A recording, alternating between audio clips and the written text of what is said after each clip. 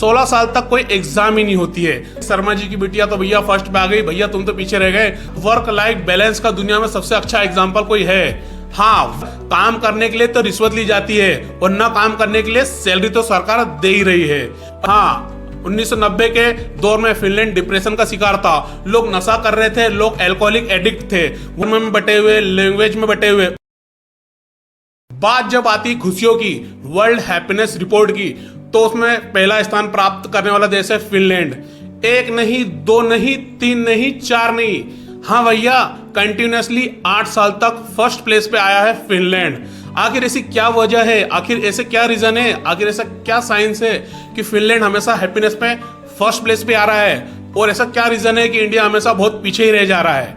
तो चलिए इस वीडियो के माध्यम से हम चीजों को जानने का प्रयास करेंगे। बात की शुरुआत करते हैं सबसे पहले एजुकेशन सिस्टम से, बच्चों के एजुकेशन से। हाँ, फिनलैंड में जब कोई बच्चा एजुकेशन के लिए जाता है तब उसकी एज 6 वर्ष होती है। 6 वर्ष, हाँ एग्जैक्टली 6 वर्ष के बाद ही वहाँ बच्चों को पढ़ाई में इंट्रोड्यूस किया जाता है। उसके पहले उसको अपना बचपन जीने दिया जाता है और परिवार, कल्चर और चीजों को बहुत अच्छे तरीके से पर्सनल लेवल पर ऑब्जर्व करते हैं। और यहाँ पर पेरेंटिंग का रोल भी बढ़ जाता है, क्योंकि 6 साल तक उनके जो टीचर, मेंटर होते हैं स्वयं उनके पेरेंट्स होते हैं। तो कहीं ना कहीं उनको भी अपने बच्चों के प्रति जिम्मेदारी का एहसास होता है, उसमें अच्छी चीज इनबिल्ड करने का वो प्रयास करते हैं, उन पर अच्छी तरीके से ध्यान देते हैं। हाँ, 16 साल तक कोई एग्जाम ही नहीं होती है। 16 साल तक सिर्फ ग्रेड दे दिए जाते हैं, उनमें कोई कंपैरिजन नहीं होता है। 16 साल के बाद ही वहाँ एग्जाम सिस्टम इंट्रोड्यूस होता है, क्योंकि 16 साल की उम्र तक वो आपस में कंपटीशन नहीं कर रहे होते, आपस में लर्निंग कर रहे होते, सीख रहे होते, हमें चीजों को कैसे समझना है, कैसे आगे बढ़ना है। उनके मन में कंपटीशन या हीन भावना या किसको कैसे पीछे छोड़ना है, ये सब चीजें आती नहीं। वो सिर्फ लर्निंग प्रोसेस में ही होते हैं। यहाँ पर ऐसा नहीं है कि शर्मा जी की बिटिया तो भैया फर्स्ट पे आ गई, भैया तुम तो पीछे रह गए, तुम्हारा नाम कटा के सरकारी स्कूल में अब डालना ही पड़ेगा। वर्क लाइफ बैलेंस का दुनिया में सबसे अच्छा एग्जाम्पल कोई है? हाँ, वर्क लाइफ बैलेंस, जो कि फिनलैंड का ही सबसे अच्छा कल्चर है। क्योंकि जब बात करें वर्किंग आवर की, तो वहाँ 10 बजे बाद समथिंग वर्किंग आवर स्टार्ट होता है और 4 बजे एंड हो जाता है। रीजन ये है कि वो वर्क लाइफ बैलेंस करते हैं, पर्सनल लाइफ और अपनी प्रोफेशनल लाइफ को वो मिक्स नहीं होने देते, वर्क लाइफ बैलेंस रखते हैं। पर इंडिया में तो ऐसा होता है कि आदमी सुबह हो या शाम, आपने अपने कुछ मित्रों को भी देखा होगा या लाइफ में आसपास लोगों को देखते होंगे जो फोन पे लगे रहते, ये भी लाया, वो आया, इससे बात कर लो, सर उसका फोन नहीं आया, सर वो फोन पिक नहीं कर रहा, रिपोर्ट दिस एंड दैट। यहाँ आदमी के लिए पर्सनल लाइफ के लिए कुछ बचता ही नहीं है। 90% लोग तो यहाँ भैया सिर्फ काम में ही अपनी जिंदगी खपा देते हैं। थोड़ा और आगे बढ़े तो क्या सिर्फ इतना काफी है? नहीं। जब बात आती करप्शन की, ये बहुत मेन फैक्टर है। फिनलैंड में करप्शन का स्तर बहुत ही कम है, या मैं कह लूं न के बराबर है। परंतु इंडिया का सिस्टम तो कुछ और ही है। यहाँ पर काम करने के लिए तो रिश्वत ली जाती है और न काम करने के लिए सैलरी तो सरकार दे ही रही है। और इंडिया में करप्शन के बिना तो कोई फाइल आगे बढ़ती नहीं।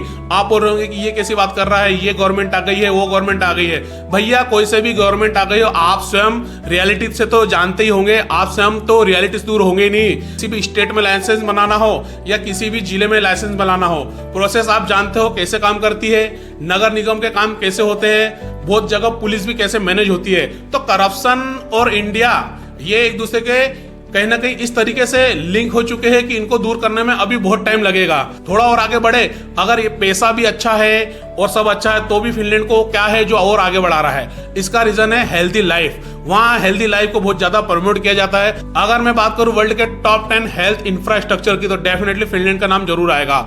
वहाँ हेल्थ को एज ए प्रायोरिटी दी जाती है।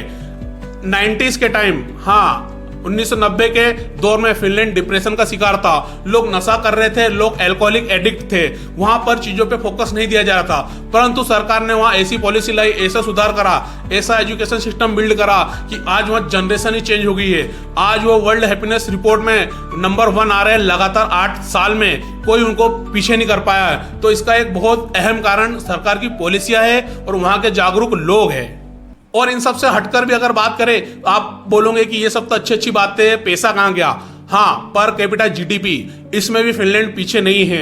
वहाँ इस तरीके से कंपटीशन नहीं है कि किसी को नीचे गिराने के लिए नया प्रोडक्ट लॉन्च कर दिया गया कि सरकार ही एक दूसरे को काट रही है। और अंततः इन सब से हटके वहाँ सोशल सपोर्ट भी बहुत स्ट्रांग है। वहाँ लोगों के अंदर जेनरोसिटी है, उदारता है, वहाँ लोग आपस को सोशली सपोर्ट करते हैं। इंडिया की तरह नहीं, पहले तो धर्म में बटे हुए, लैंग्वेज में बटे हुए, उसके बाद जब बात आती है अगर हम हिंदू की करें, हिंदू तो जाति में बटी है, जाति के बाद वो बड़ी जाति छोटी जाति में बटी है, और बड़ी जाति छोटी के बाद आपस में तरक्की वाले लोग, बड़े घर वाले लोग, छोटे घर वाले लोग बटे हैं, फिर उसमें भी जो बड़ा काम कर रहे हैं, जो गवर्नमेंट एम्प्लॉय है वो बटे हैं। इस तरीके से बट के तो ऐसा लगता है कि सिर्फ अकेला आदमी ही बचा है, बाकी सब तो बंटवारा हो रखा है। वहां ऐसा सिस्टम नहीं है। और इन सब से हटकर मेरा मानना है कि कुछ नेचुरल फैक्टर भी है। जब बात कर रहे हैं फिनलैंड की ज्योग्राफी की, तो वो ठंडे एरिया है, वहां पर शीतलता पाई जाती है। एक नेचुरल टेंडेंसी है कि शीतल जगह पर माइंड इरिटेशन फ्री रहता है, अच्छे तरीके से जो से इंटरेक्ट हो पाता है। मैं इंडिया की बुराई नहीं कर रहा हूं, पर इंडिया को अवगत कराने के लिए फिनलैंड से ही कंपेयर करना चाहिए। जब हम अपने आप को विश्व गुरु कहते हैं, तो विश्व गुरु में नंबर 1 से कंपेयर करना ही हमारा फर्ज है। तो इस माध्यम से शायद हम कुछ चीजें और सीख पाए, या इस वजह से हम शायद किसी चीजों में ग्रो कर पाए, और कहीं ना कहीं हमारा जो हैप्पीनेस इंडेक्स में जो पिछड़ा स्तर है वो ऊपर उठ पाए, और कहीं ना कहीं भारत ग्रोथ कर पाए। यदि आप यहां तक आए हैं तो अभी जाइए, चैनल को सब्सक्राइब जरूर कीजिएगा, और हो सके तो वीडियो को शेयर कीजिएगा। अच्छा लगा तो लाइक कीजिएगा। जय हिंद, जय भारत।